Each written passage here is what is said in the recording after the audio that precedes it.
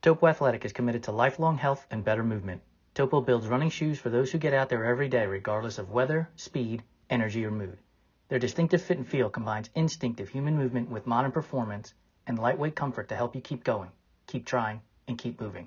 Discover the Topo difference and step into a run experience unlike any other.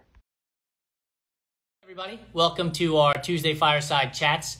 We are going to have a returning guest. His name is Brandon Hozack, and let me invite him here while I give him his introduction, because one of the things we have found is when we ask our guests to give us their story, they are very humble about it. And so instead, I'm going to introduce Brandon in a way that's going to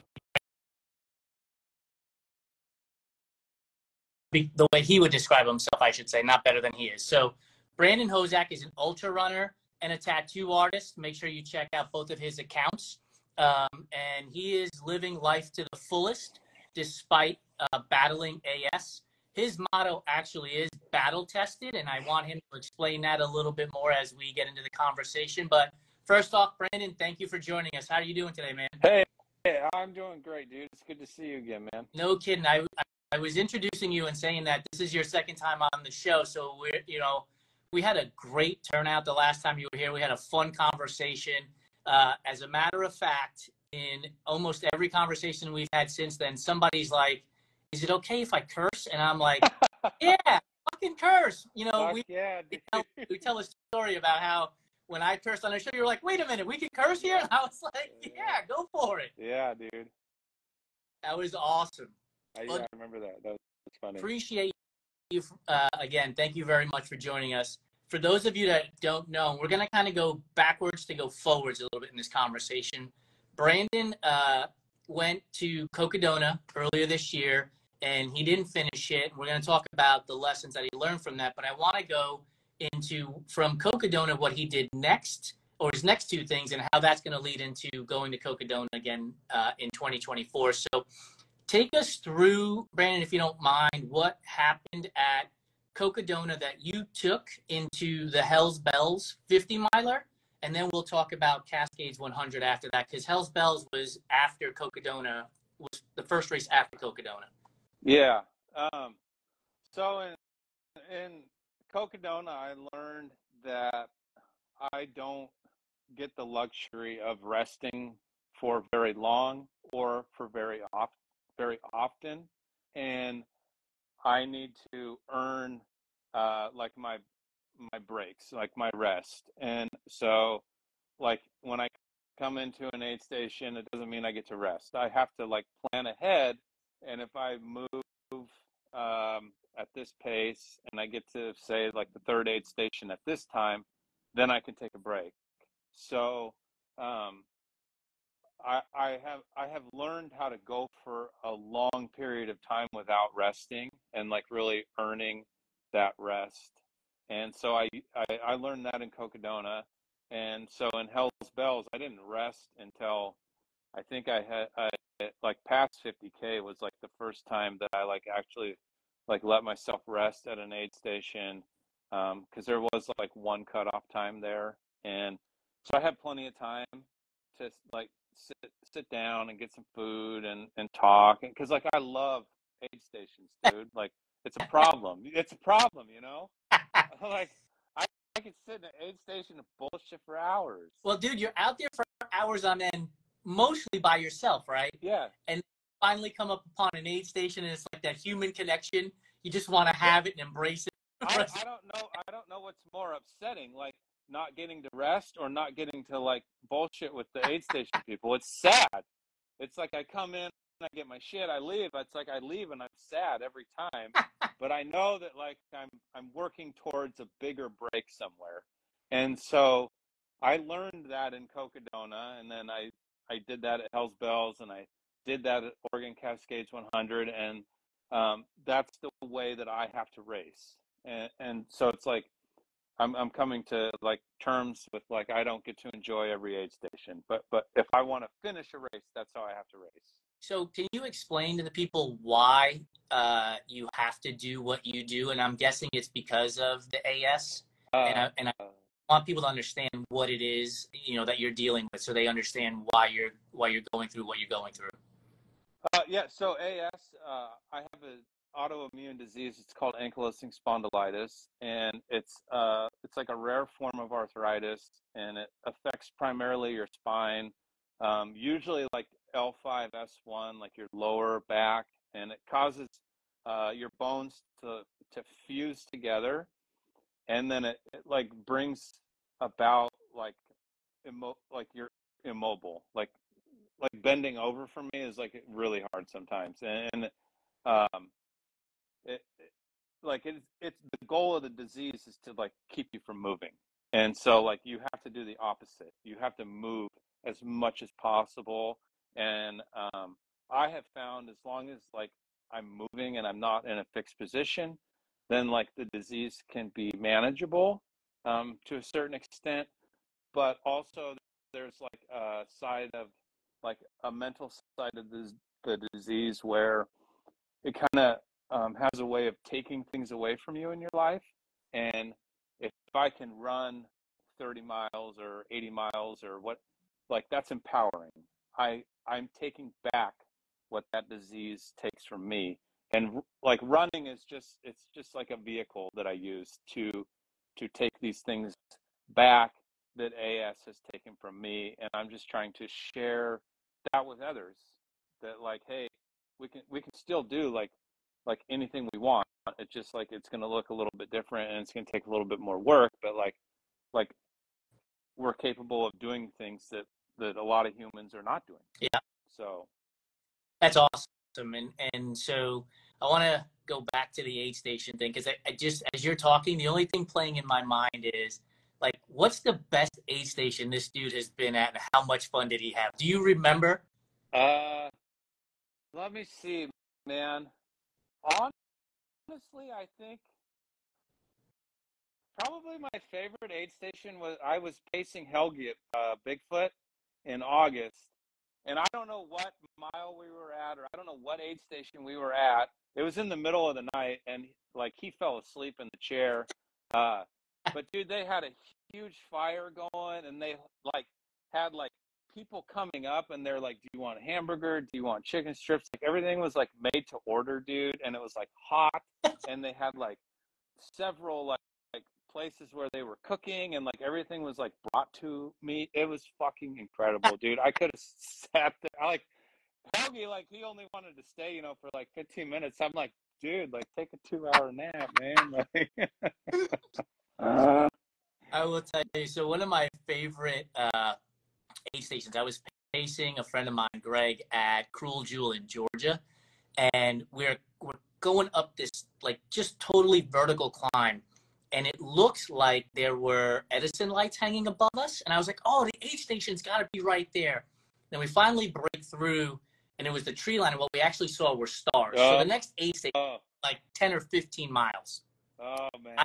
There, just like that, man. They had, and I eat a vegan diet, so they had like vegan hot dogs and vegan burgers, and it was so good. Oh, so good, dude. And unlike hell, so good. Greg was like, I'm gonna sit here for like 20 minutes, man. I was like, good. Let's rest and relax and eat all we can before we have to trudge the next 20, 30.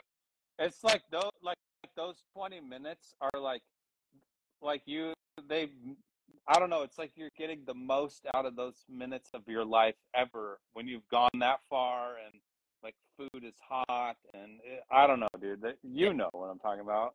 The aid station folks, like you mentioned, they're awesome, because they know you've been out there for 20, 30, 40 hours, depending on how long the race is, and they are just like catering to you and having fun with you and laughing. Just like someone asking, like, do you want something to drink? Yeah. And then bringing it to you is like fucking incredible. It's like, oh my. So are you finding that, like, because you got to keep moving to get to the finish lines and not being able to stay at the exchange, are you just loading up, your pack with tons of shit now? Yeah. Too, then? My pack is heavy, dude. Yeah. And I've gotten better at like really calculating like what I need to eat and when, so I can carry less. And when I get to aid stations, dude, like I eat like I can eat. like I can eat a ton, and I do. That way I can carry a little bit less. Yeah. And but yeah, and it's like I have dietary problems too. So like dairy and gluten are really hard on me until I get to like a certain point in the race when my body's like can digest stuff faster, it seems Okay.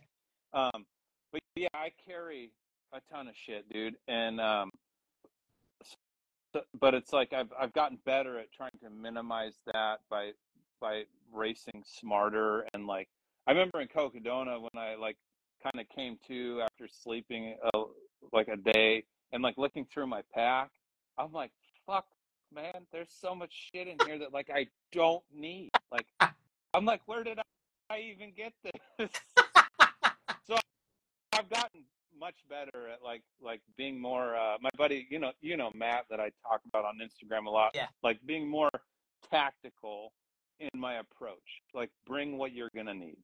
So let's use a 50 miler as an example. What's the first thing you're loading from a food perspective, nutrition perspective into your pack for a 50 miler? Like anything, dude, where like I'm gonna be out for 10 miles or longer on a section. Okay. I like to bring like some spring energies Yeah. because they have high calorie. Yeah. And then I bring Lara bars. I always bring those. Yeah. And then peanut butter sandwich and chips. So I have a story for you. So we were talking about aid stations. So a few years ago, I raced Lake Sonoma 50, and I got to the halfway mark in like 5 hours, and I'm like, perfect. I'll be done in like 11, 12 hours for the 50 miler. Be great. Coming back took me almost 9 fucking hours to finish. Yeah, it was brutal. I got to this one aid station, and I was like, I just need to sit down. It was so hot. And this lady's like, would you like something to eat? I was like, oh, I'll take one of those, squares of peanut butter and jelly. Like this thing had been sitting out in the sun all day. And so like the peanut butter and jelly sandwiches you gave me might as well have been a brick. Like it was awful. And it was after all this time, all I wanted was something soft and chewable. And she gave me like crusty, ratty, stable bread, it felt like. Yeah, dude, it's like you're going for that long and that far, and it's like you're working hard for like, oh, I just want like ginger ale with ice in it, and they don't have ice, and it's like your world has just been like crushed, dude. It's crushing. It's like it's hard enough as it is, and then you add that on top of it. Like, finish this. Yeah, dude. So how do you roll then? How do you roll Hellz Bellz 50 into the Cascades 100 then? Because you finished the Hellz Bellz 50, and so now did you register for the Cascades before Hellz Bellz, or did you register after because you finished?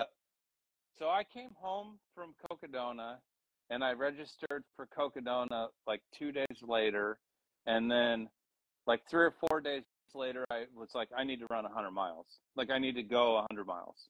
And so I registered for Oregon Cascades, and then Hellz Bellz is like basically in my backyard, and I'm really good friends with the people that own the race company. So like I just do that one every year. Okay. And so I knew I was going to do that one. But that was a good one, dude, because it was so hot. It was so hot, and it's the first. Like I was having a really good race, but it was the first time where I had got nauseous from the heat, and I was like, if I don't slow down, I may not finish because it got so hot, and so I had to slow down. And that was like really like the first race I feel like I like actually like made smart decisions. Like like it, you can have a better race if you try and race smarter. Yeah, slow down. It's not. Yeah, it's not all about just like fucking destroying yourself. Like there is some tactics to this. Yeah. So when you race, like when you raced at Oregon Cascades, did you have a pacer? Do you have a pacer? No, and I learned that in Cocodona. Like for me, less is more. Okay. And I wanted to go do the Oregon Cascades by myself. I didn't want anyone to pace me, and it was just my girlfriend that crewed me, and she did awesome, like so good, and helped me to have such a good race. But when I'm I learned that when I'm alone, it's like I hold myself more accountable Okay.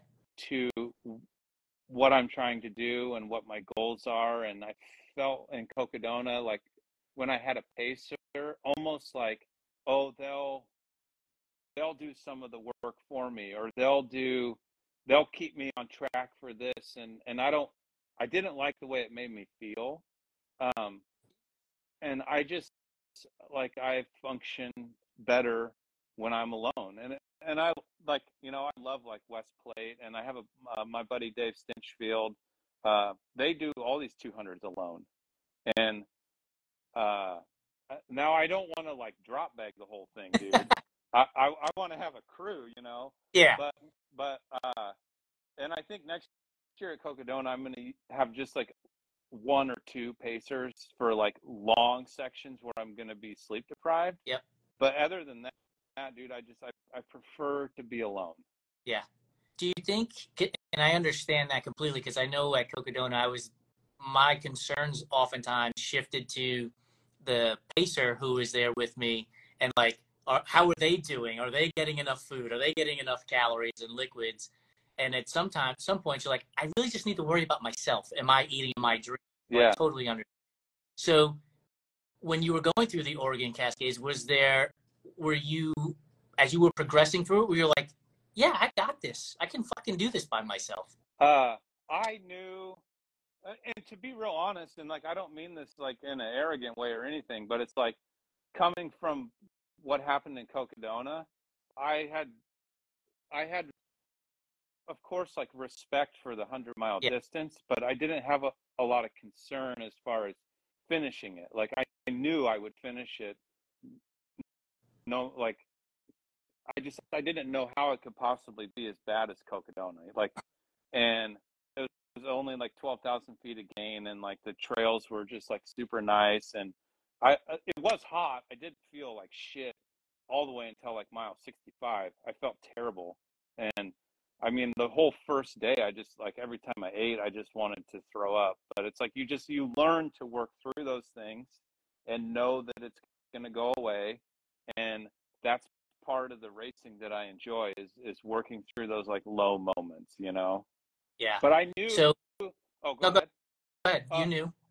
I knew going into Oregon Cascades that like if I did exactly what I wrote down on my little piece of paper, that I would be fine.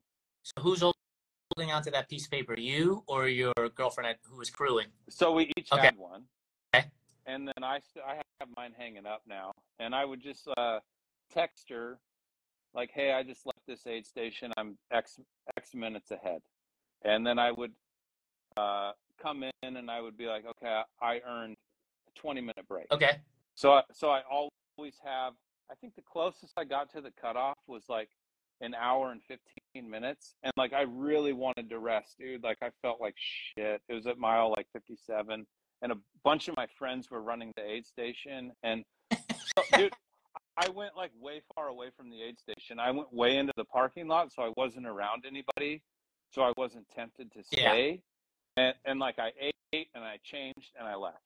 And it's like, that's how I have to race. And it just, sometimes it sucks. But I knew that Oregon Cascades was going to be a good race. And like my determination to finish after what happened to Cocodona was like, like as high as it could be. Like, I mean, Yeah.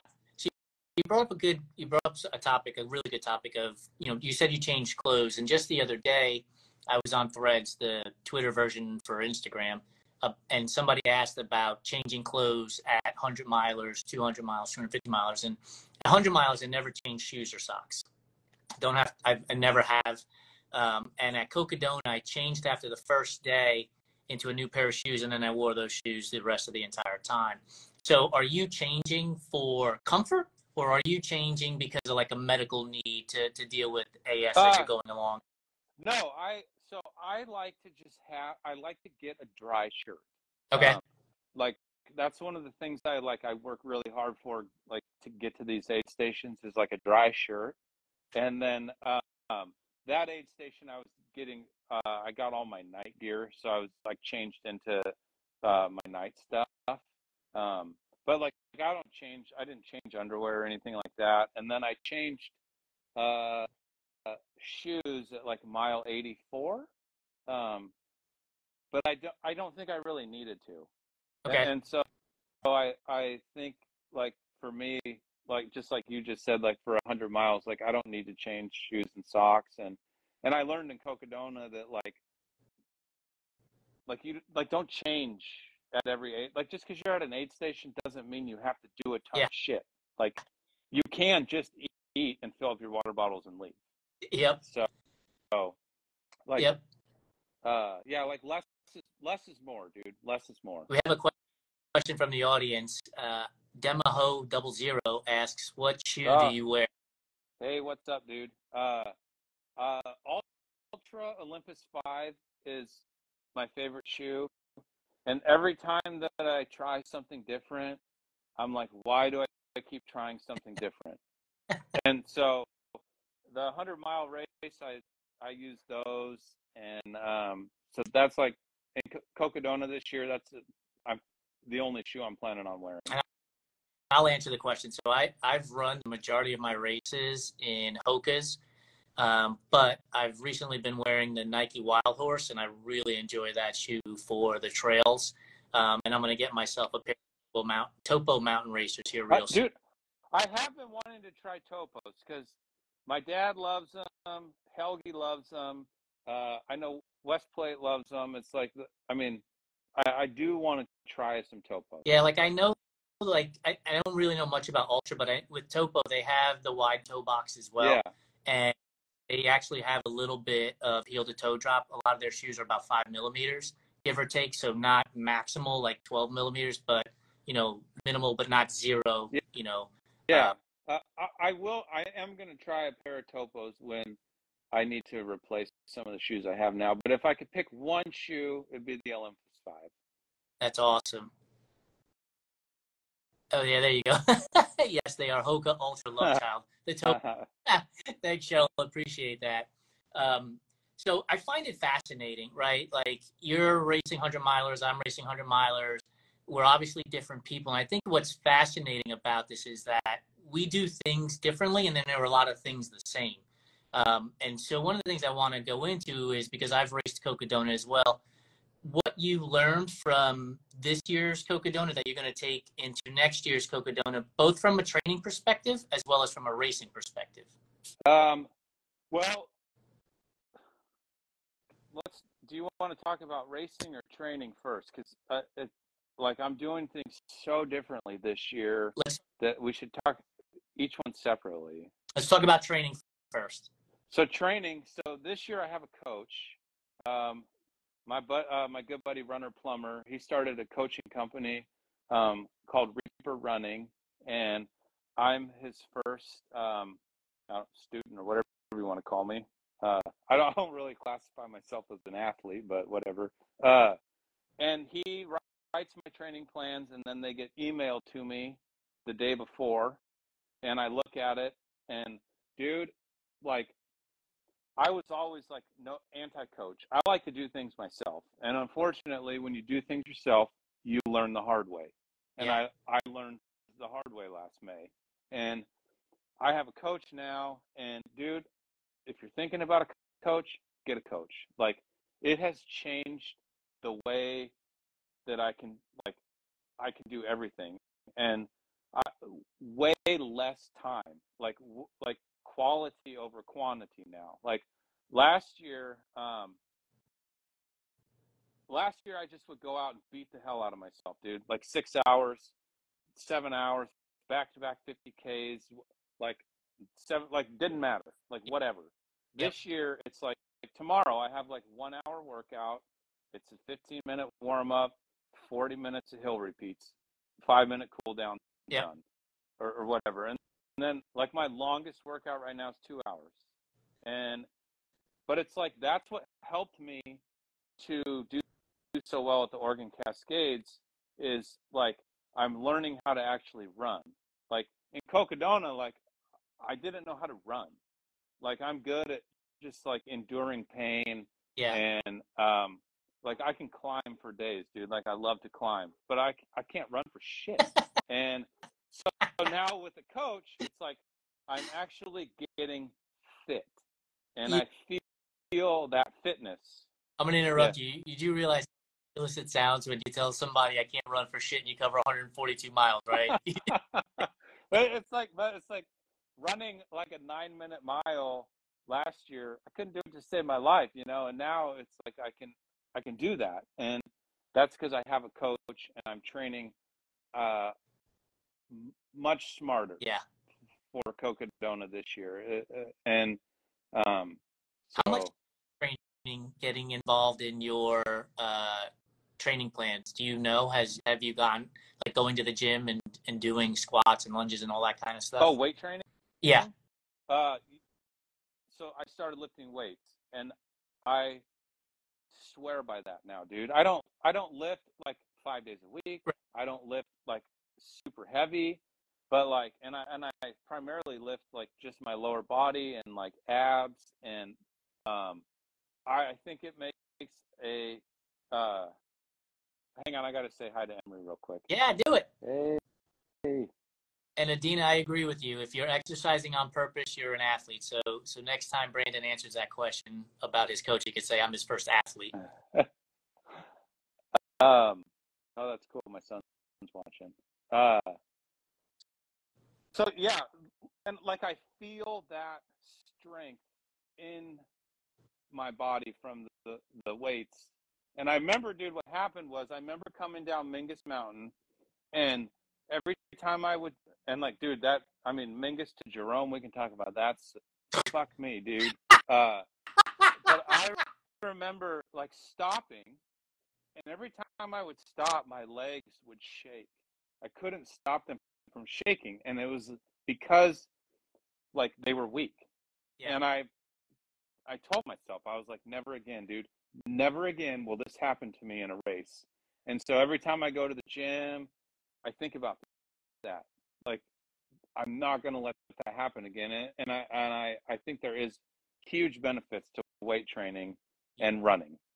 So for those of you who don't know about Cocodona and Mingus down to Jerome, Mingus, you're at the top of the mountain. Jerome is at the bottom of the mountain. And when you leave Mingus, you are going straight downhill, and then you essentially have a rock garden that seems to be for miles on end. God, dude. Like everybody talks about, oh, the first day at Cocodona is so hard. And it is. Yeah, going up Lane Mountain was brutal. Yeah, it's hard. Nobody talks about going from Mingus to Jerome, dude. It is like soul crushing, dude. Like there's still a part of me out there that I'm gonna go back and get this year, dude. Like it was for me. It was my favorite section. Like I got it. Oh my God! I got like a couple 3 hours sleep in the van, and when I woke up as we're heading to leave Mingus and head downhill, the sun was just rising, and so it was just energy, energy lifting moment right there, and I went flying down Mingus. See, I left at I tried to nap for 1 hour, terrible sleep, and then I left at like 11 a.m. and so I went through the heat of the day, and I got to Jerome at 7 o'clock, or wait, 6 o'clock, and the cutoff was 7, 1 hour before the cutoff. That was, dude, the longest 17 miles of my entire life, dude. It was brutal. So is Jerome then when you pulled yourself, like that was the last? No, so what happened was I got into Jerome, and then I left, and I made it to Dead Horse. Okay. And then I left Dead Horse, and I did not pull myself out of the race. I got caught by the sweeper. Okay. And I can tell that whole story if you want to, because like I'll never forget it. But yeah. Dude, is like, so we talk about Mingus to Jerome. I vividly remember when we left Jerome and you're going down that sketch area. There's like broken. Oh God! Oh dude, dude, and it's like, when the fuck is this gonna end? That was the worst, dude. It's so steep, and there's like broken glass and huge rocks in it, dude. I was getting pissed. I was angry, dude. I like because at Jerome, the aid station at Jerome was phenomenal. They had taken cinnamon rolls and put them in a waffle maker. Like I was eating like a king. So I was like, okay, I just had a great section from Mingus to Jerome, eating great here now. And then we leave and we go through that broken bottle section. Oh, I dude. was like, are you fucking kidding Oh, me? Like terrible. Terrible. terrible. Yeah. Yeah. So steep, dude. So sketch. So sketch. It was horrendous. Like if they could take out any section of that race, for me that would be it. Like just figure out a way to get out of that steep section with the broken bottles, and we're good to go. Everything. Yeah, dude. I fell a few times for sure. That was Yeah. terrible. So did you guys get warnings before the race about not making noise as you went through the town of Jerome? No, but I do know that that's a thing of being very So quiet in Jerome. yeah, when we did the race, because we did the inaugural year, they were like, you can't even tap your poles on the asphalt. Really? Like you cannot make any noise. And I was like, I don't understand why. And then I realized that probably when they were setting this whole thing up, that the town of Jerome probably thought there were going to be hundreds and thousands of people going through it all at one time. And then it turns out it's like one person every 4 or 5 hours. Yeah. Yeah, I know Jerome was like a tough place to get permits or something. I think I heard that on a podcast or something. They I know that Jamil's had a hard time the first year. I don't know if he still does, but getting permits to go through Jerome. But yeah, for sure. So yes, I did. If you're asking me, I did do Cocodona. I think that's my son. Yeah, he knows all about all this stuff. So what's the strategy that you're going to employ going into 2024's edition of Cocodona based on the lessons you've learned from this year? So I'm going to move faster because I'm able to run faster now. So like any runnable section, I'm going to try and run, and I'm not going to take any major breaks. I'd like to get to Whiskey Row and sleep, and I would love to get there in like something under 30 hours, I think, and sleep. And then I want to go all the way from there to Jerome and sleep again. I don't want to try and sleep on the top of Mingus. I just want to get that over with.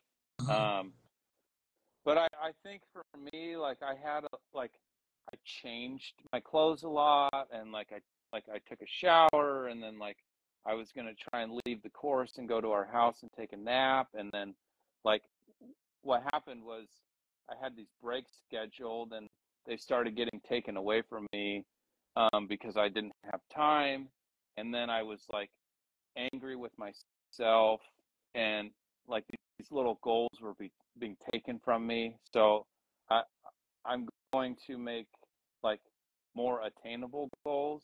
Yeah. And also for me, sleeping on the course like a trail nap, like a dirt nap, is like that's where it's at for me, dude. And like I do really, really well with like 15 minutes in the dirt, and then I'll push again for 2 hours, 3 hours, take another little nap, just quick, dude.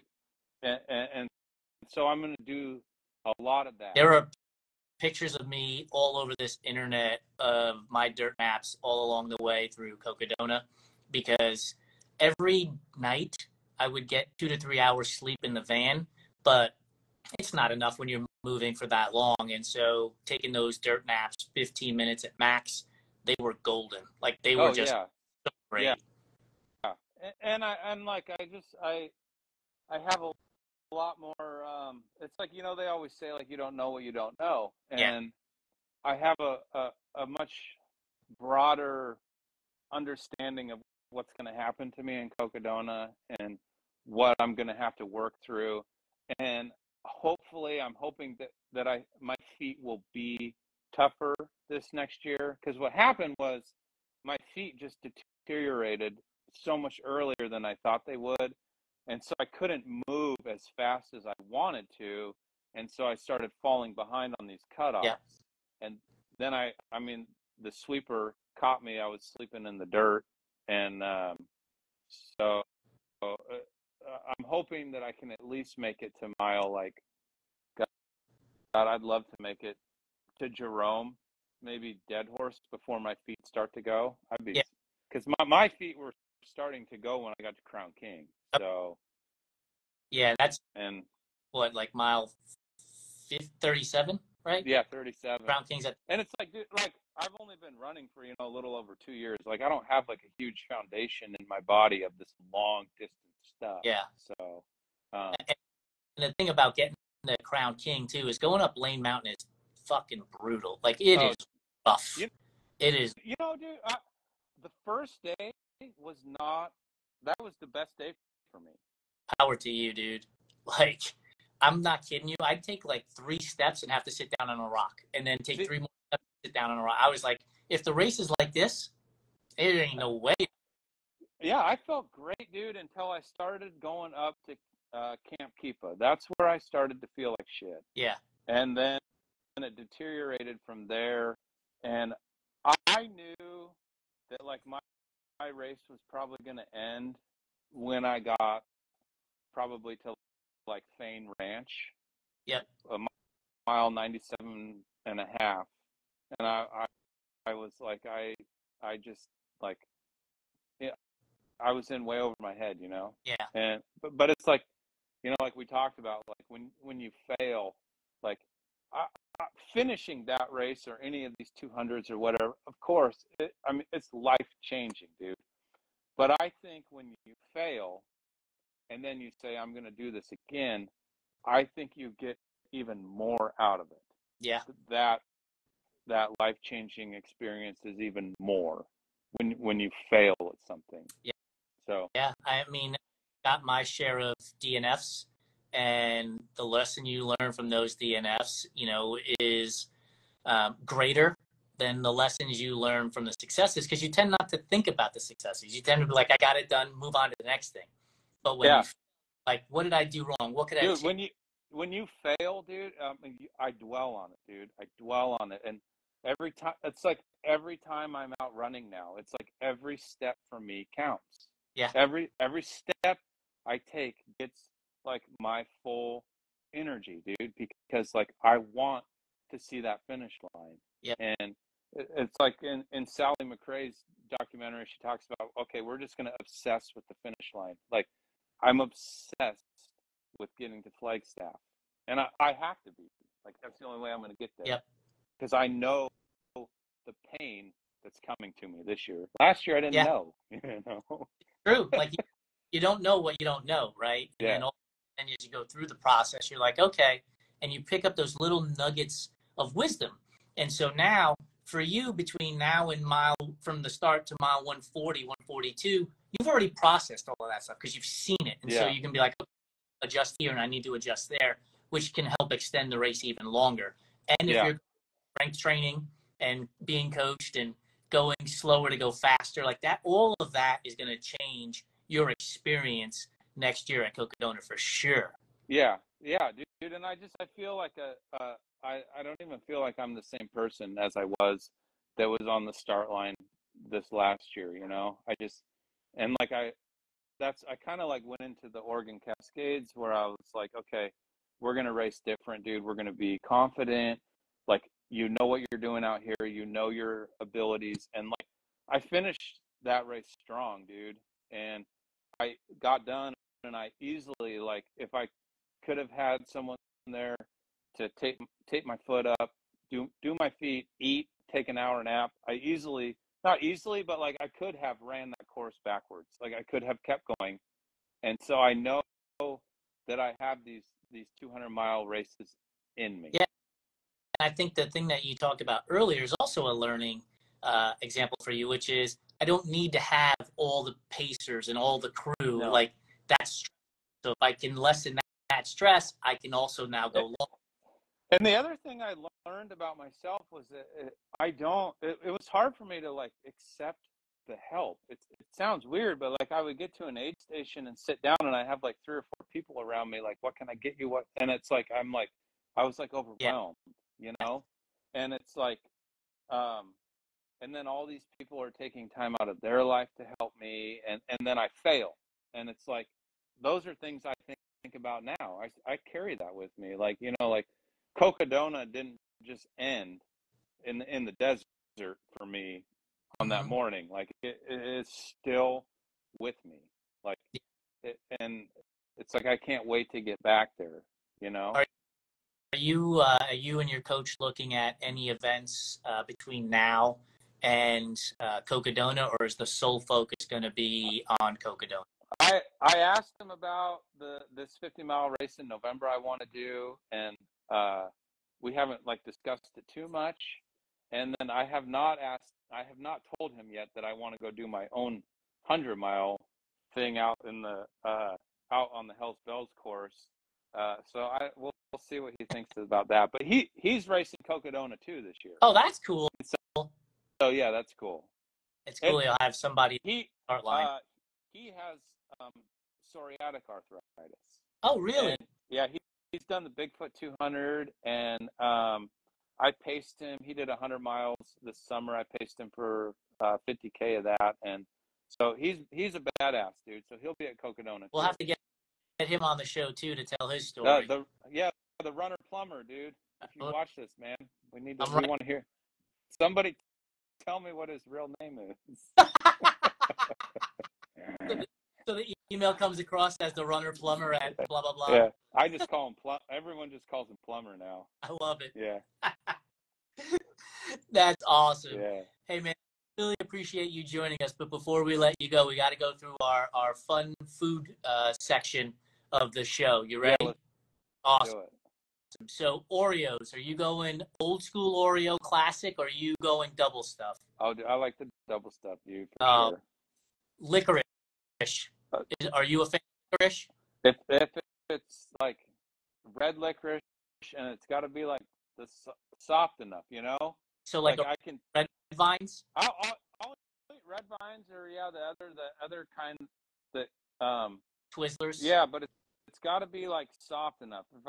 If it's not, dude, I spit it out. It's got to be like perfect. What about Peeps? Are you a fan of Peeps? No, I do not like Peeps. We're coming up on Halloween, so candy corn is now on all of the shelves. Are you a fan of candy corn? Yes, I love candy corn. I love it. Why? It's like candle wax covered in sugar, dude. I don't know, dude. I don't know why it gets such a bad rap. I think it's good. Cheryl, you're right. Nobody likes candy corn. Yeah, that's funny. Peanut butter or nut butter, whichever one, in case you have allergies. Are you going creamy or crunchy? Creamy. Creamy. All right, so if you're going to make a nut butter and jelly sandwich, do you put the jelly and the nut butter on one slice of bread and then slam the other one over, or do you put jelly on one slice, peanut butter on the other, and then push them together? That's how, yeah, dude, I do not like mixing them. And but you do realize when you put them together, they mix. I know, dude, but it's like, I don't know, it's something about like the peanut butter and the jelly being on the knife together. I'm like, this is disgusting. I'm not eating this. So you are anti-goober? You remember goober? Oh yeah, dude. In the same. Yeah. No thanks. But I eat a very unhealthy amount of peanut butter. So when you make your peanut butter and jelly sandwich, do you cut it in half vertically? Do you cut it in half and then half again for 4 squares diagonally? Or diagonal. Always diagonal. 2 triangles or 4 triangles? Just 2. Just 2 triangles? Yes. And then you just eat it regularly, no problem. Like you don't turn the bread any particular way, just shovel it all in your face hole. I eat it from one of the, the sliver ends, or always that to the other end. I would never take a bite out of the middle of it, dude. Oh, that's exactly right. So we had a guest on one of our. It's like eating pizza with a fork. You're blocked and reported if you eat pizza with a fork. Like, get out. Blocked. we had a guest on who said that she cut her peanut butter and jelly sandwich in half and then turned the bread and literally ate it like corn on the cob. So because she didn't eat the crusts, so she ate it like corn on the cob. Oh, really? Yeah. Dude, I love people. I find them fascinating. Their eating habits are hilarious. That's funny, dude. Are you a fan of red velvet cake, or do you think it's just bougie chocolate cake with red food dye? No, I like it, dude. I think I can't think, it's kind of top shelf, dude. Top shelf? It makes you feel special. Where does carrot cake fall in the area of cake? I like that. That's one of my favorite kind of cakes. What's that? Are you gonna do you put raisins in the carrot cake? I'll eat it, dude. I'll eat it, but it's not my favorite. Without raisins is better. Yeah, for sure. What are your top 3 candy choices? Oh, dude, I like the little mini Reese cups. You know, the small Yep. ones. And then those Andes mints. Yes. And then Nutter Butters. Those are my 3 favorites. That's a good call. We always ask pineapple on pizza. Is that a yay or a nay? Yeah, I like it. So we're going to ignore that for now. So the other question we started asking is, do you put pineapple on a burger? Would you put pineapple on a burger? Like if it's like a teriyaki hamburger, then I would, but not a regular one. Although, dude, I did try peanut butter on a hamburger the other night, and it was fucking bomb, dude. Never had it before. It was good. What if it was crunchy? What if it was crunchy peanut butter? No good. No, dude. So the reason I don't like that is because I have a retainer on like the bottom of my teeth. Okay. And those little chunks of peanuts, dude, will get stuck in there. And if I eat that in a race, it'll be stuck in there for hours. They're like the perfect size to get stuck in there. So do you know like the Bobo's oat bars? You ever see those? It's a company called Bobo's, and they make like these oat bars and these oat things, and I love them. Like I can eat one every single day, no problem. But like the oats get stuck in my teeth, and like 4 hours later, like I'm still picking at it. Like that shit gets stuck. It's like it's embedded. Yeah, dude, and your tongue gets like little scrapes on it, and yeah, dude, and then like the sores from all the fucking electrolytes makes it like just an awful feeling, dude. So get this, at Cocodona, I was using Spring Energy, like because like you said, there's a ton of calories in them. And after like the first day and a half, I had so many sores in my mouth from that shit that I couldn't take it anymore. And so what I started doing is at the aid stations, I'd ask them to pour instant oatmeal in a Ziploc bag for me with a little bit of water, and I just made oatmeal mush, and then I would just squeeze it out into my mouth, and that's all I ate for the entire race. Because I got terrible sores. Yeah. Is it from Spring? I don't know if it's from Spring or just the sugars that, you're constantly taking in, but it was awful for me. And so the other thing, dude, that I have to be careful with Spring is, dude, I don't know if anyone else has this problem, but it makes you go to the bathroom, dude. And it's not like, hey, I gotta like go like when I can. It's like now, dude. Like I'm like, and I was trying to explain this to my girlfriend the other day about how like when you're running and you have to poop, it's like it's now, dude. Yeah. There is no waiting. There is no trying to find the right tree. No. Like it's right now. And because I told her like in Cocodona, like I got like when I went through my pack, it was like, dude, there was like blood, there was like shit on it, dude. Like, and she's like, how does this happen? And I'm like, well, it's like I'm going now, like in the middle of this gravel road, like I'm going. Or, dude, like whatever. I mean, people on Instagram know me. I'll just tell this story.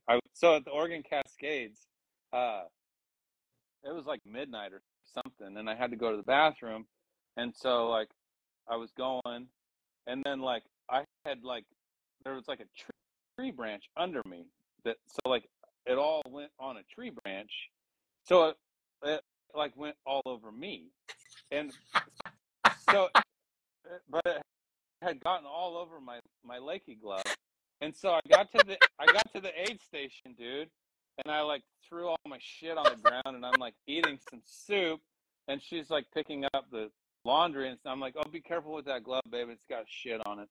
And she's like, so should I just throw it away? And I'm like, no, those are expensive. We will wash this.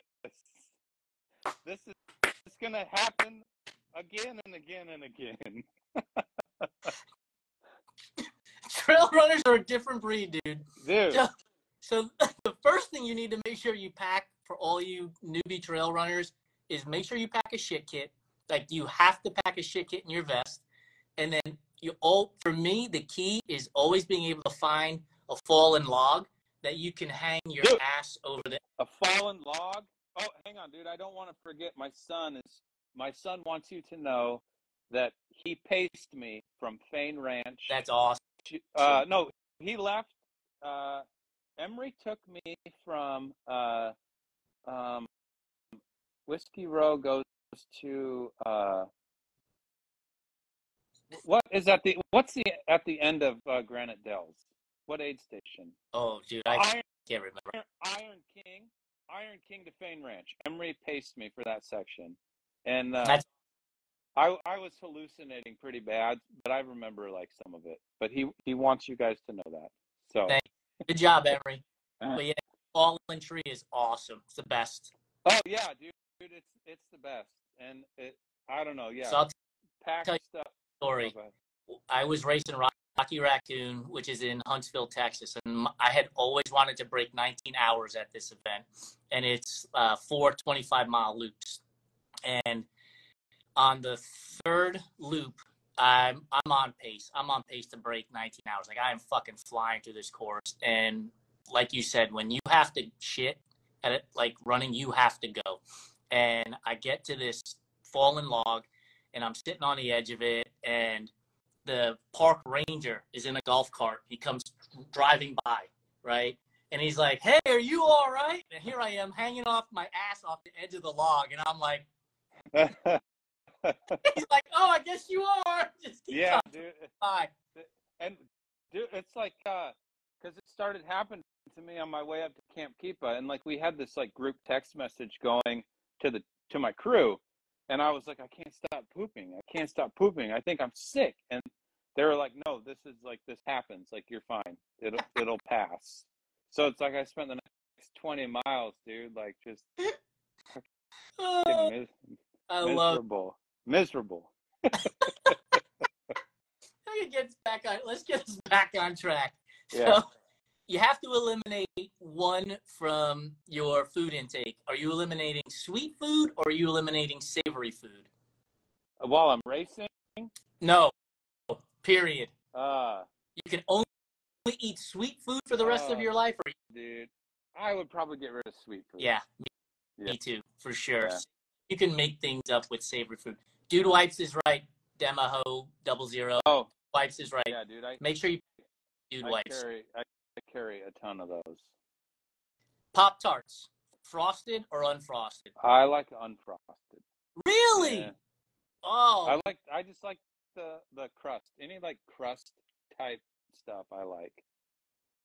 Tuna salad, egg salad, or potato salad? Oh, potato salad, dude, for sure. And what's in it? What's in the potato salad that's gonna make it utopia for you? Just honestly, dude, I would be all right with just potatoes and maybe like a little bit of bacon or something. Nice. I don't need much in there. Last question for you: chocolate chip or oatmeal raisin cookie? Oh, chocolate chip, dude, for sure. Hands down. Hands down, dude, for sure. Soft or like hard, like soft, the chewy kind, soft. Awesome. Dude, like I like anything soft. Yeah. Oh, so then let me ask you this: so on a brownie, are you taking the edge pieces? No, like or the middle. Like the middle. Are you cutting the pan in the middle and digging one out? Yes. You're that guy. I will eat the edge pieces, dude. I'll eat those last. Dude, thank you so much for coming on the show. I am that guy. Every once in a while at work when I'm tattooing, I will take our stencil paper and like it's like bigger than a normal piece of paper, and I'll put a little tiny design right in the middle of it and cut that out and leave the rest of the paper. Your artist mates must really love that. Yeah, dude. Yeah. So. All right, man. We'll have you on the show again. Really appreciate your time. Thank you so much. Yeah, dude. It was a blast. Yeah, thank you. We'll talk to you again soon. Okay. Have a good dude. night. All right. Bye. Bye.